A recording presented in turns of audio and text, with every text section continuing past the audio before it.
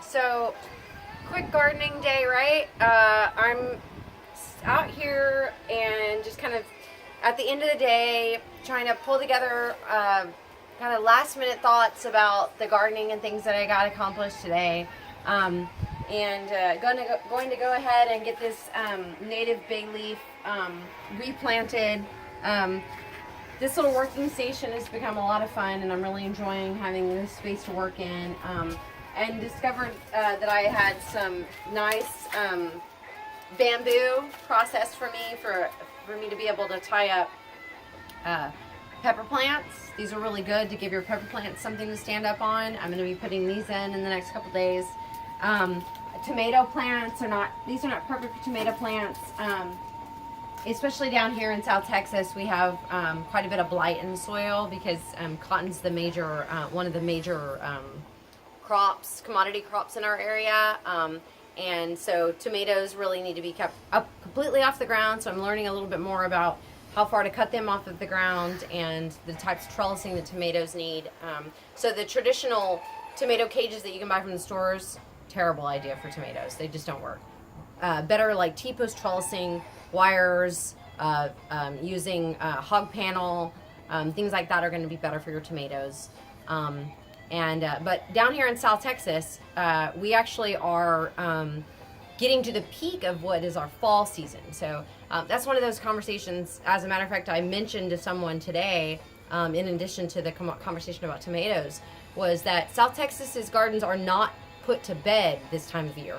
South Texas's gardens are actually coming up this time of year. So we are starting to see lots of radishes. We are still seeing peppers. We are still seeing tomatoes. We're starting to see some cucumbers. We are seeing still summer squash. We're starting to still pull winter squash off the vines. We'll pull winter squash off the vine all the way as long as we can protect it from like the mildew and stuff like that and any kind of frost that we get, that we might happen to get. We'll be able to stretch that all the way into even sometimes December. Our freezes usually don't come, even our first frosts usually don't come until about January.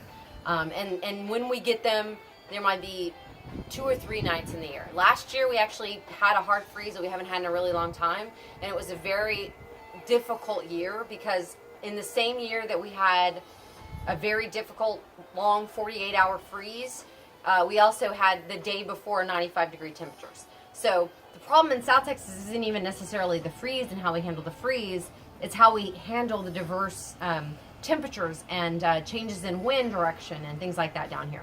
So those are some of the things that we've been trying to communicate to more of the community north of us so that we can let people know. And even in our area down here where we run a farmer's market, it's difficult to communicate to our to the customers at the farmer's market what's seasonally available when the rest of the country is talking about how the gardens are down and the farmer's markets are closed and all of that kind of stuff. So that's something to keep in mind about South Texas. That's something I've been talking to folks about in gardening.